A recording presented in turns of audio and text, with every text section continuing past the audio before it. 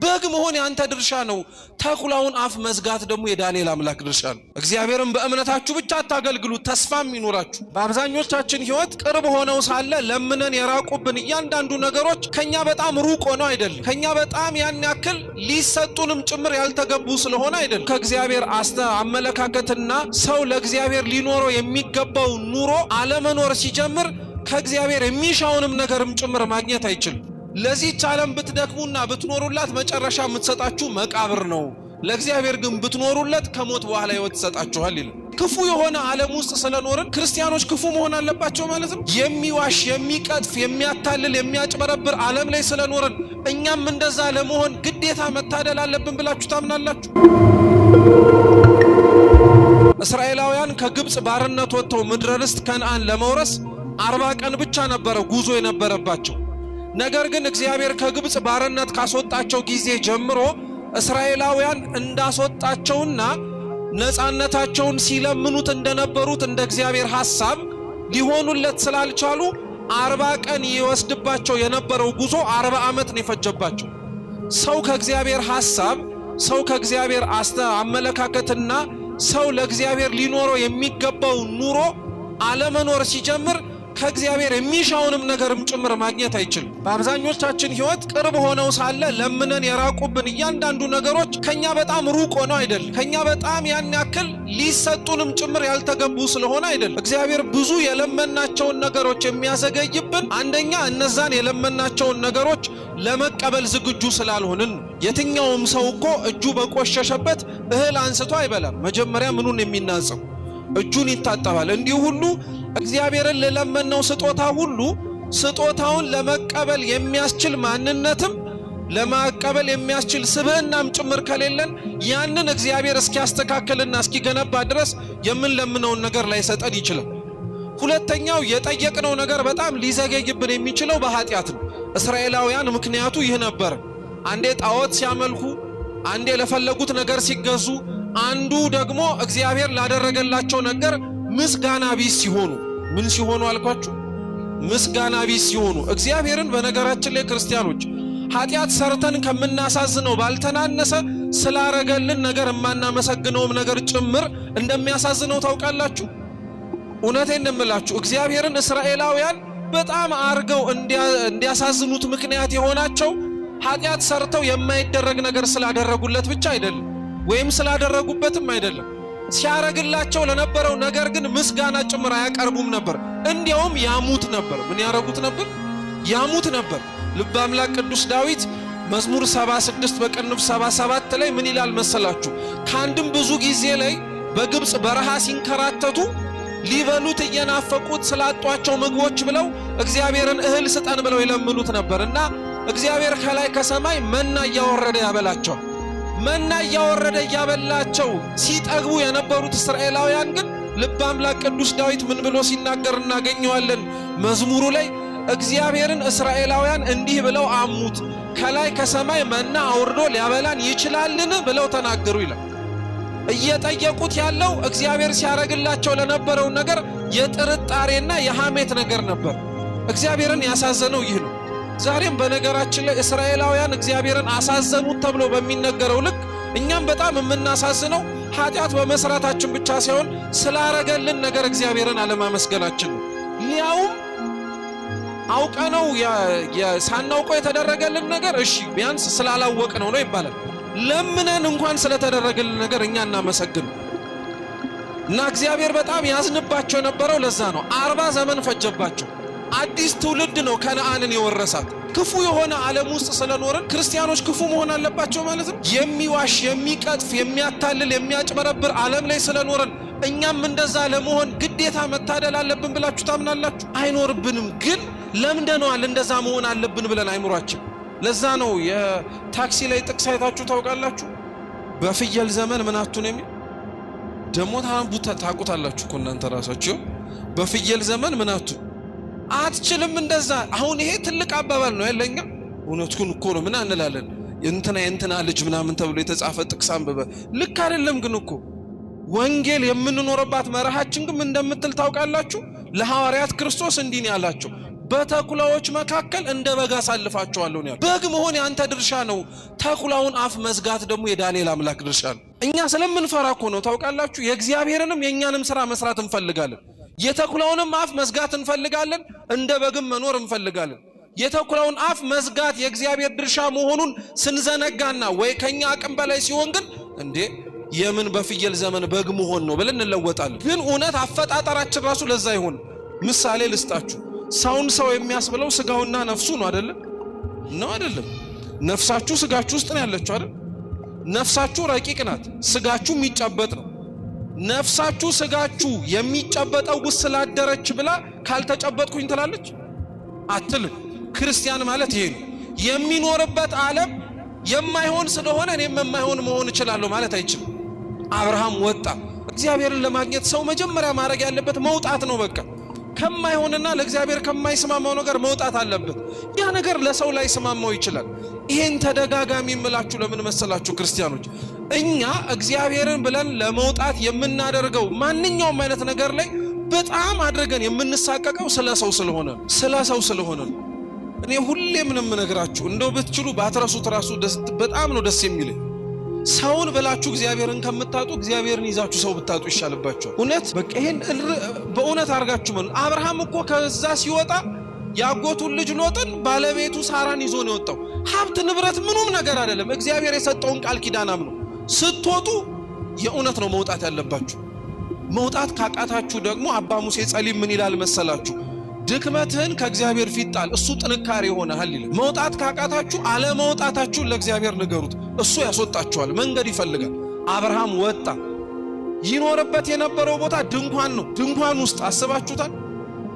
ረጅም ዓመት የኖረ ሰው ነው አብርሃም። አንድም ቀን ግን ሊኖርበት የሚያስፈልገውን ቦታ ለመስራት አስቦ አያውቅም። ለምን? የወጣባት ሀገር እንዳለች ሁሉ የሚወጣባት ዓለም እንዳለች ያውቃል። ዛሬ አኗኗራችን እኮ እቺን ዓለም ጥለናት የምንሄድ አይመስልም አይደል?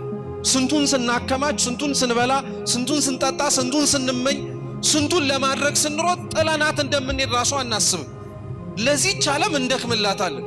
እውነት ልንገራችሁ ክርስቲያኖች፣ ቅዱስ ኤፍሬም ሶርያዊ እንዲህ ይላቸዋል፣ ለዚህች ዓለም ብትደክሙና ብትኖሩላት መጨረሻ የምትሰጣችሁ መቃብር ነው። ለእግዚአብሔር ግን ብትኖሩለት ከሞት በኋላ ሕይወት ይሰጣችኋል ይላል። ለእግዚአብሔር ድከሙለት። አብርሃም ድንኳን ውስጥ የኖረው ቤት መስራት ከብዶት አይደለም። እንደ ተወው ሀገር እንደዚህ ሁሉ የሚተወም ዓለም እንዳለ ስለሚያውቀው ይሄ ሁሉ አላፊ ጠፊ እንደሆነ ተረዳ። እግዚአብሔር ይህን ለመረዳት ማስተዋሉን ይስጠን። ሁሉ ነገር ያልፋል ክርስቲያኖች፣ ሁሉም ምንም ነገር እዚች መሬት ላይ ጸንቶ የሚቀር ነገር አይኖረንም። ሁሉም ነገር ያልፋል። ከሁሉም ጋር እኛም አብረን እናልፋለን። እኛም ማለት ነው ራሳችን እንሞታለን፣ እንፈርሳለን፣ እንበሰብሳለን። ይሄ ተመካንበት አጊጠንበት የተዋብንበት ሰውነት በሙሉ አፈር ውስጥ ሳይገባ እኮ ሊከዳንም ጭምር ይችላል። ሁሉም ነገር ያልፋል፣ ምንም ጥርጥር የለውም። ሳያልፍበት አብርሃም ሁሉ ነገር ጥሎ ከእግዚአብሔር ጋር ተቀመጠ። ስለዚህ ሰው ከእግዚአብሔር ጋር መጣበቅ የሚፈልግ ከሆነ መውጣት አለበት። አንደኛ። ሁለተኛ አብርሃም የመምሬ አድባር ዛፍ ስር እግዚአብሔርን ለማየት ያስቻሉትን ነገሮች ነው የምነግራችሁ። አንደኛ ስለወጣ ነው እግዚአብሔርን ያየ። ሁለተኛ እግዚአብሔርን ስላመነው ነው። እስኪ ስላመነው በሉ። አዎ አብርሃም ሲወጣ እግዚአብሔርን አምኖት ነው የወጣው። በደንብ አድርጎ ሲወጣ የሰጠው ብቸኛ ቃል ኪዳን ዘርህን እንደ ሰማይ ከዋክብት እንደ ምድር አሸዋ አበዛዋለሁ ብሎ ነው። ምንም ነገር ሳይኖረው ነው አብርሃም የወጣው። እግዚአብሔርን የነገረውን ቃሉን አምኖ። ዛሬ እውነት እግዚአብሔር አምላክ እኮ አወርሳችኋለሁ እያለ የሚያስተምረንን እንኳን እኮ መንግስቱን የማያምን ክርስቲያን ያለንበት ጊዜ ላይ እግዚአብሔር ሊያረግልን የሚችለውን ነገር የምንጠራጠር። መቼ እግዚአብሔር በቃሉ ተናግሮ ሳያደርገው የፈጸመው? መቼ እግዚአብሔር ተናግሮ ያስቀረው ነገር አለ? ክርስቲያኖች ሊያውም ለኛ ክፉ አባትና በመሬት ላይ የሚኖር የሥጋ እናት የምትኖር የሥጋ እናት እንኳን ለልጆቿ ከምትራራው በላይ ነው እግዚአብሔር የሚራራው ለልጆቹ። መቼም አጉድሎ ያቅም እግዚአብሔር አምላክ። ክርስቲያን ግን ሊያምነው ያስፈልጋል።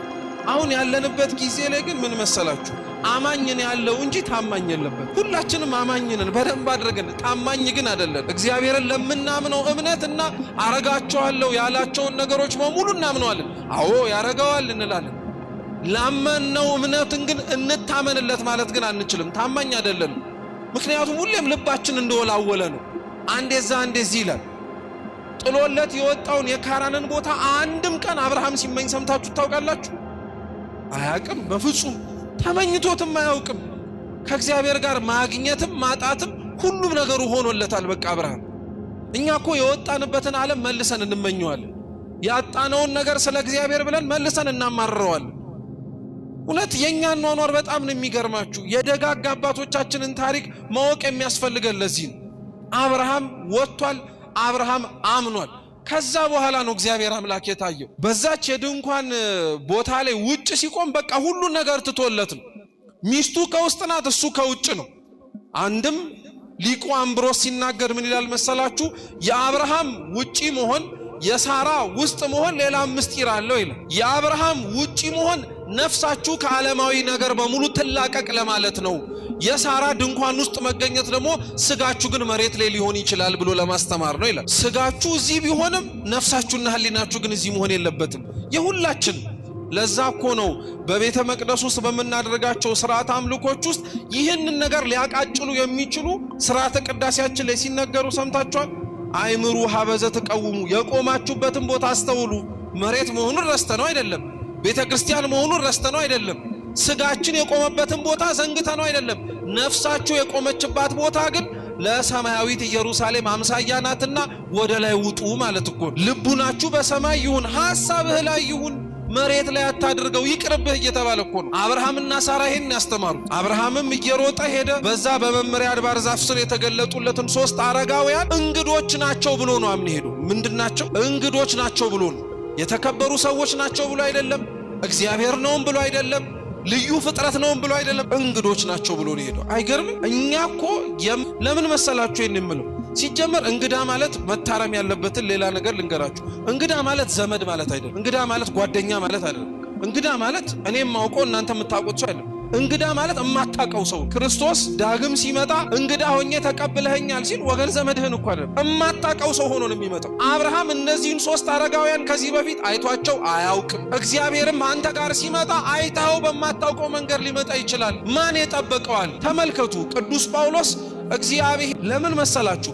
መዓቱ አይመልስም ፍቅሩ ካልመለሰን። የእግዚአብሔር ፍቅሩ ካልመለሰን ካላስተካከለን በፍጹም መዓቱ ሊመልሰን አይችልም። እንዴት ብሎስ ጭምር መዓቱን ለመድ ነው። እንደምታዩት ቁጣውንም፣ ጎርፉንም፣ በሽታውንም፣ ወረሽኙንም ለመድ ነው መዓቱን። አሁን ምናልባት አዲስ ሊሆንብን የሚችለው ለኛ ፍቅሩ ነው። እንደ አዲስ ልንቀምሰው ልናጣጥመው የሚያስፈልገን ነገር እሱ ነው። ሊያክመንም ሊያርመንም ሊያስተካከለንም የሚችለው ነገር በፍጹም ጳውሎስ በጠበቀው አላገኘው። እንደ እንግዳን ያገኘው። ናትናኤልንም ተመልከቱት፣ እንደ እንግዳን የሆነበት ከናዝሬት መልካም ነገር ሊወጣ ይችላልን ብሎ ነው የጠየቀውን ያልኳችሁ። እውነት ነው። ናዝሬት የድሆች ከተማ ናት። ድሆች ከሆኑት ባለጸጋ፣ ሰዎች ከሚገፏቸው ሌላውን ሰው ሊያቀርብ የሚችል ሰው ሊወጣ ይችላልን ብሎ ጠየቅ። ያልተጠበቀ ነገር። አብርሃምም ያልተጠበቀ ነገር ነው ያደረገለት እግዚአብሔር። ለዛ ነው ቅዱስ ጳውሎስ የዕብራውያን መልእክቱ ላይ አንዳንዶች ባለማወቅ እንግዶችን እንቀበላለን ብለው እግዚአብሔርን ተቀብለዋልና። ልክ ነው። እንግዳ መቀበል ክብር አለው። ክርስቲያኖች ዛሬ ደጃችን ላይ ያንኳኳ የሚለምኑትንና የሚማጸኑትን የማናውቃቸውን ሰዎች እውነት ብንችል ምን አለ ደጃችንን ከፍተን ብናስገባቸው። ቤታችን ባናስገባ ግቢያችን ቢቀመጡ፣ የምንበላውን ቢበሉ፣ የምንጠጣውን ቢጠጡ ምን ችግር አለበት? እውነት በጣም ነው የምናሳዝነው። እማንበላውን ለምን ለሰው እንሰጣለን? እማንጠጣውን ለምን ለሰው እንሰጣለን? እንዴ ወንጌል እኮ እንደዚህ አላስተማረችንም። የእውነቴን የምነግራችሁ በፍጹም ስንደግስ እንኳን ብድራቱን ሊመልስ ለማይችል ሰው ነው ጠርተን እንድናበላ የሚያዘን። በፍጹም ምክንያቱም ብድርህን ሊመልስ ለሚችል ሰው ብትቀልበውማ የተሻለ ድግስ ደግሶ አንተንም ባለዳ ያደርጋል። ድሆችን ግን ብታበላቸው ሰጥተው ሊሄዱት የሚችሉት አንድ ያለቻቸው ሀብት የክርስቶስ ስም እግዚአብሔር ነው። እግዚአብሔር ይስጥህ ይላሉ። ማን ይስጥህ? እግዚአብሔር ይስጥህ። እውነት ይሄ እኮ ወንጌል ተኑሯል። ደግሞ የሐዋርያት ሥራ ላይ ጌቶች አትለፉኝ፣ ያላችሁን ገንዘብ ስጡኝ አሉ እና ምንም ገንዘብ የላቸውም ሐዋርያት። ክርስቶስን ሲከተሉ ሁሉን ትተው ነው የሄዱት። አያችሁ፣ የአብርሃም ልጆች ናቸው። አብርሃም ሁሉን ጥሎ አይደል የወጣው? ሐዋርያትም ሁሉን ጥለውት ነው የሄዱት። በቃ ገንዘብ የላቸው፣ ምን የላቸው፣ ለጀርባቸው እራፊ ጨርቅና የሚመረኮዟት በትር ነው ያለች። ምንም ነገር የላቸው። ከሁሉም በላይ የሚሆን ግን ስም አላቸው። እሱም የክርስቶስን። ገንዘብ ስጠን ሲሉት የለኝም ገንዘብ ግን አለ በናዝሬቱ በኢየሱስ ክርስቶስም ተነስተ ተመላለስ አለው። ቀጥ ብሎ ነው የተመላለሰው። ከገንዘብ በላይ የሆነን ስም ይሰጣሉ። ነዳያን፣ እንግዶች፣ የማናውቃቸው ማለት እኒህ ናቸው። ያልጠበቅነውን ሲሳይ የሚሰጡ ማለት ነው። አብርሃም እንዲህ አድርጎ ነው እግዚአብሔርን የተቀበለው። ሮጠ፣ ተመረኮዘ፣ ወደቀ። አብርሃምን እንደዚሁ ታሪኩን ስናመጣው ቀላል መሰለ እንጂ እኮ በጣም ባለጸጋ ሽማግሌ እኮ ነው። ረጅም ዓመት የኖረ እንግዳ ለመቀበል ያለው ፍጥነት አይገርማችሁም? እየሮጠ ሄዶ ከእግራቸው ተደፋ። ባልበላ አንጀቱ ጌቶቼ በፊታችሁ ሞገስን አግኝቼ ከሆነ እባካችሁ አትለፉኛል። እስኪ አቤቱ በሉ አትለፉኝ። አይገርምም? ትልቅ ጸሎት እኮ ነው እግዚአብሔርን አትለፈኝ ማለት። እግዚአብሔርን አትለፈኝ ማለት ትልቅ ጸሎት ነው በእውነት። ቤተ መቅደስ የምንጸልየው ቢጠፋን እንኳን እኮ ቆመን ቦታው የሱ እንደሆነ ካወቅን የመምሪያ አድባር ዛፍ ስር የተገለጠው እግዚአብሔር ዛሬ በዛፉ አምሳል በሆነች በቤተ ክርስቲያን እንደሚመጣ እንደሚወርድ ካወቅን ምንም በጸለይ ቢከብደን እኮ አትለፈኝ ማለት አንድ ጸሎት እኮ ነው። አትለፉኝ ሞገስ አግኝቼ ከሆነ አትለፉኝ። ሞገስ ባይኖረንም አይለፈን ብሎ መለመን። ለእግራችሁ ውሃ ላምጣል ልጠባችኋል። እሺ እንደወደድክ አርጋሉት። አብርሃም ውሃ አምጥቶ አጠበ። ምን ለማለት ተፈልጎ ይመስላችኋል? ክርስቶስ በመስቀል ከመሰቀሉ አስቀድሞ በዛች የሐሙስ ምሽት እራት ላይ ስጋውን ደሙን ቆርሶ ከመስጠቱ አስቀድሞ በእራፊ ጨርቅ ወገቡን ታጥቆ የደቀ መዛሙርቱን እግር ቁጭ ብሎ ዝቅ ብሎ ምን አርጓል? አጥቧል።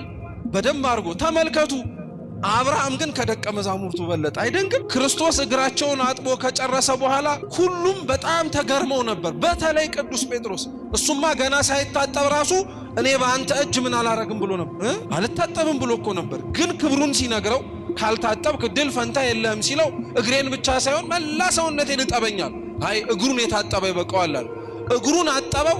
ከዚህ በኋላ አለቀ። አብርሃም አይገርም? የሐዋርያትን እግር ዝቅ ብሎ ያጠበውን የሱን እግር ነው ያጠበው። የደቀ መዛሙርቱን እንኳን ክብር ከፍ ያለ ክብር ያለው ነው አብርሃም። የጌታውን እግር ዝቅ ብሎ ነው ያጠበው። ምን አይነት መታደል እንደሆነ አስቡት። መውጣት ብቻ አይደለም ከእግዚአብሔር ጋር የሚያገናኛችሁ፣ መላቀቅ ብቻ አይደለም። ያለ ትህትናም በፍጹም እግዚአብሔር ልታገኙት አትችሉ።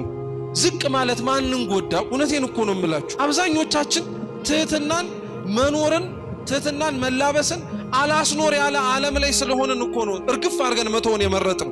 ግን ማንን ጎዳ? እውነት ዝቅ ብሎ እግርን ማጠብን፣ ዝቅ ብሎ መታዘዝን። ያውም ቤተ ክርስቲያን ውስጥ ያለ ሰው በጣም ነው የሚገርማችሁ። በጣም እኮ ቀላል ነገር ነበረ። ከትህትና ትንሹ ነገር እሱ ነበረ፣ መታዘዝን ማለት ነው። አብርሃም ዝቅ ብሎ እግራቸውን አጠበ እና ሊቁ አምብሮስ ምን ይላል መሰላችሁ? ሰው የሌላውን እግር ዝቅ ብሎ የሚያጥበው በሌላው እግር ላይ ያለውን ቆሻሻ ለማጽዳት ሳይሆን በሱ ላይ ያለውን እድፍ ለማንጻት ነው ይላል። የሰማችሁ ነው።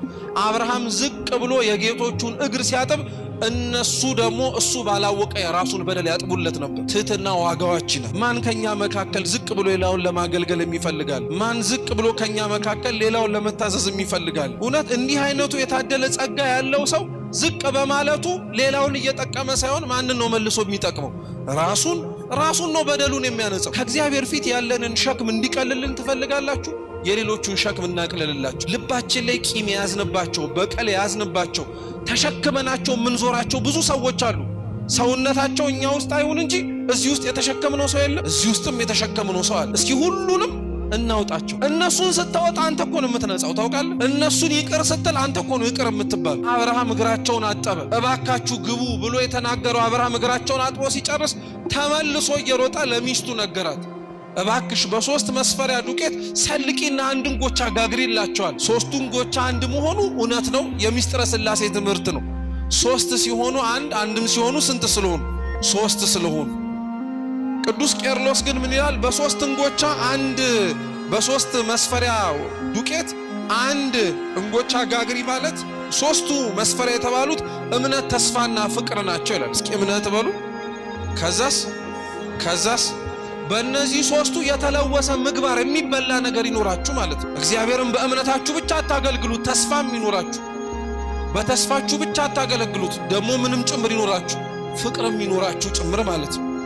እነዚህ ሶስቱ የተስማሙለት ሰው ለእግዚአብሔር እንደሚበላ እንጀራ፣ ለእግዚአብሔር እንደሚጠጣ እንደሚያረካ መጠጥም ጭምር። እንጎቻ ጋገሩ። ያንን ሲያረግ ደግሞ ለዛኛው ሎሌው ደግሞ ከፍሪዳዎቹ መካከል አንዱን ስበህ አምጣና አርደህ አቅርብላቸዋል። ታረደ፣ ቀረበላቸው። ቅድስት ሥላሴ በአብርሃም ፊት እንደሚበሉ ይመስሉ ነበር ይላሉ ሊቃውንተ ቤተ ክርስቲያን። እሱም ያልበላ ስለሆነ እየበሉ እንዲበላ፣ ነገር ግን በእነሱ ሰም በእሳት ፊት ሲቀልጥ እንደሚቀልጥ እህሉን ከፊት ለፊታቸው ይቀልጥ ነበረ። አብርሃምን ፈልገው ነው የመጡት እንጂ እንጀራውን ፈልገው አልመጡም ነበር። እሱን ወዳጃቸውን ፈልገው ነው እንጂ የተገኙት የሚያቀርበውን ምግብ ፈልገውት አይደለም። ዛሬም ክርስቲያኖች አትርሱ፣ እናንተን ነው እንጂ ሌላውን ነገር እግዚአብሔር መጀመሪያ አይፈልግም። ከናንተ በኋላ ነው ሌላው ነገር የሚመጣው። ከኛ በኋላ አቀረቡ፣ አስተናገዱ። ከዛ በኋላ እግዚአብሔር ስራውን ጀመረው። ወጥቶ ለተቀበለው እግሩን ላጠበለት ያለውን ላቀረበለት ለአብርሃም አሁን ደግሞ እግዚአብሔር መልስ መስጠት ጀመረ። እግዚአብሔር እንዲህ አምላክ ነው። ስንወጣለት ክፉ ከማይስማማው ነገር ስንለይለት በትህትና ሆነን ዝቅ ስንልለት ያለንን ነገር ይህ ነው ያለን ብለን ስንሰጠው ያኔ እሱ ደግሞ መሙላትና መስራት ይጀምራል። ምን አለው? ለመጪው ዓመት ስመጣ ወይም በቀጣይ ዓመት ስገኝ ልጅ ትወልዳለህ አለ። ማን ነገረው? ልጅ የለኝም ብሎ አብርሃም ከእግዚአብሔር ፊት አንዲትም ቅሬታ አላሰማም። ዛሬ እኮ ያለን ክርስቲያኖች ከእግዚአብሔር ፊት የማናሰማው ምን ቅሬታ አለ? እስቲ እንዲያውም ይገኝ። አሁን እውነት እግዚአብሔር እንደ እንግዳኛ ቤት ቢገኝ እና እንንከባከበዋለን? እሱ መሆኑን ስናውቅ ራሱ ጥያቄያችንን የምንጀምረው መጀመሪያ እኔ ጉዳይ ይለቅ ብለን። አብርሃም ማድረግ ያለበትን ነገር በሙሉ አረገ። እግዚአብሔር ከዛ በኋላ እሱ ሊነግረው ያልፈለገውን በልቡ ጓዳ ያለውን ነገር ደግሞ እያወጣ መናገር ጀመረ። ለዛ ነው ሊቃውንት አሁንም መልሰው ወደ አብርሃም ድንኳን ይመልሱናል። በአብርሃም ድንኳን ውስጥ የነበረችው ሳራ አብርሃም በእግዚአብሔር ፊት ያልተናገረው የልቡ ምስጢር ነው። በአብርሃም ድንኳን በውጭ የነበረው አብርሃም ደግሞ ለእግዚአብሔር ያወራለት ነገር ነው። ለእግዚአብሔር መስማት ያለበትን መሆን ያለብንን ነገር ስንሆንለት ለኛ የሚያስፈልገን መስጠት ይጀምራል። ዛሬ የምንፈልገውን ከእግዚአብሔር ያጣነው እኮ እኛም ለእግዚአብሔር እንደሚፈልገው ስላልሆንለት። እውነታው እንደዛ ነው። ልጅ እሰጥሃለሁ፣ ለሚመጣው ዓመት ልጅ ይኖርሃል አለ። ከውስጥ ሆና እንደሰማችሁት ባለቤቱ ሳቀች እና ለምን ትስቂያለሽ አለ። ከዛም በኋላ የወለደችው ልጅ ይስሐቅ የተባለው ይስሐቅ ሲባል ሁሌም መሳቋን በእግዚአብሔር ፊት እያስታወሰች ያንን ልጅ የእግዚአብሔር እንደሆነ እንድታቀው ለማድረግ። ነገር ግን እኛ የትምህርታችን ዋናው አስኳል አድርጌ ቁጥር 14 ላይ ነገርኳችሁ ነገር ሳራ ትወልጃለሽ የሚባለውን ንግግር አብርሃምም ጭምር ሲሰማ ምንድን ነበር ያሉት? እሷም በሴቶች ልማድ እንደቀረባት አብርሃምም እንዳረጀ ተናገረች። እና ራሱ እግዚአብሔር ለነሱ ነው በእውኑ ለእግዚአብሔር የሚሳነው ነገር የለምን አለን ብሎ የጠየቃቸው። እቺን ንግግር ክርስቲያኖች ከዚህ ውጪ ሌላ ቦታ ታውቃታላችሁ? ገብርኤል ሲሉ አልሰማችሁ? አረሳችሁት እንዴ? ቅዱስ ገብርኤልም እኮ ብሏታል እቺን ንግግር አይደል? ለእመቤታችን ሲያበስራትና ሲናገራት ለእግዚአብሔር የሚሳነው ነገር አለን ብሎ አልተናገረም? ተናግሯል። አያችሁት? የአብርሃም ድንኳን አይደለም ማለት ነው። ታሪኩ ስለሷ ነው የሚያወራው። የመምሪያ አድባር ዛፍ መስቀሉ ነው። ሶስቱ አረጋውያን አብ ወልድ መንፈስ ቅዱስ ነው። ሳራ ተሰናዳበት የነበረው አብርሃም ከውጭ ሆኖ እግዚአብሔርን ይጠባበቅበት የነበረው ድንኳን እመብርሃን ናት። አብ የመረጣት ወልድ ያደረባት መንፈስ ቅዱስ የቀደሳት ለዚህች አይነቱ ሙሽራ ነው አብርሃም ሲንጎዳጎድ የነበረው። አብርሃም ሲደክም የነበረው ለሷ ነበር። ጌቶቼ ግቡልኝ ሲል የነበረው የአዳም ጩኸት ነው። ውረድ ተወለድ አድነን ሲሉ የነቢያት የነበሩት ጩኸቶች በሙሉ ናቸው። እግዚአብሔርም ወረደ። ሊያርፍበት የፈለገው ድንኳን የአብርሃም ድንኳን መሆኑ የእመቤታችን ሰውነቷ። ለዛ ነው ቅዱስ ቄርሎስ ምን ይላል መሰላችሁ? እግዚአብሔር ከሰማያት ወርዶ እዛ ዛፍ ስር የታየው ድንኳን ውስጥ ለመግባት እንዳይመስላችሁ።